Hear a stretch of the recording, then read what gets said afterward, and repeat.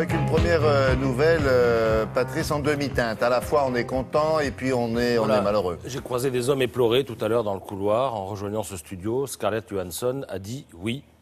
C'est une information qui est reprise... Cocorico quand même. Oui, c'est une information qui est reprise par le site de l'Express. Il n'y aurait plus de doute, Scarlett Johansson, 30 ans donc, se serait mariée en secret avec Romain Dauriac, d'où le cocorico auquel vous faisiez allusion. C'est le monsieur qui est là, c'est un Français. Alors la noce se serait déroulée peu après la naissance de leur premier enfant, la petite Rose. Ils ont groupé. Voilà, né en septembre dernier. Et l'information est tombée tout à l'heure. Maintenant, venons-en à Mickey Rourke. Alors c'est vraiment un Mickey, parce que vendredi dernier, je ne sais pas si vous vous rappelez, Ben oui, on a les en images. Russie, contre Elliot Seymour, l'un de ses compatriotes, lui qui a 70 ans, a combattu. Voilà, l'adversaire a 33 ans, de 29 ans son cadet. Et puis au bout de 4 minutes, vous allez voir, l'autre finit au tapis.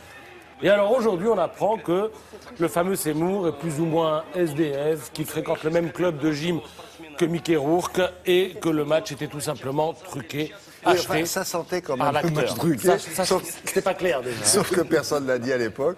Ils ont dit à quoi ça sert de faire un truc comme ça, si ce n'est En pour lui. Russie, alors que c'est deux Américains. Enfin, Voilà. Voilà, Enfin, c'est Daily Mail j'espère qui vend la mèche ce matin. Voilà, et qui j'espère dit que ce c'est garçon a jamais. été rémunéré confortablement pour s'être pris quelques coups comme ça. Ça a duré 4 minutes. Voilà. Le grand dalle des spectacles. Voilà, il est par terre. Alors pourquoi il fait ça, Mickey Rourke? Ça, c'est l'excellente question. Si vous avez des idées, vous nous Non, dites. mais il a toujours Le pour pauvre, montrer qu'il est capable d'être un peu Ah boxeur. non, un autre lifting, il est au max, là. Puis c'était une manière aussi de montrer ses tatouages. Ils sont beaux, hein, on les a aperçus. Bon. La 6e édition de Poster for Tomorrow. C'est un concours international d'affiches. Les affiches primées sont exposées actuellement dans le 18e arrondissement à Paris, salle Pujol. L'expo dure jusqu'au 24 janvier prochain. Et le thème cette année, c'était le droit du travail. Et vous allez voir que les créateurs ont quand même des idées. C'est très, très militant. Hein. Le travail peut être une aliénation, nous disent ces 3 affiches. Par exemple, celle de gauche a été faite par un auteur israélien. Celle du milieu et celle de droite, ce sont des artistes français. Regardez, Work in Progress, Work in Regress. Et puis alors, vous avez d'autres affiches, comme celle-ci. À gauche, les patrons seraient toujours méchants pour cet auteur équatorien.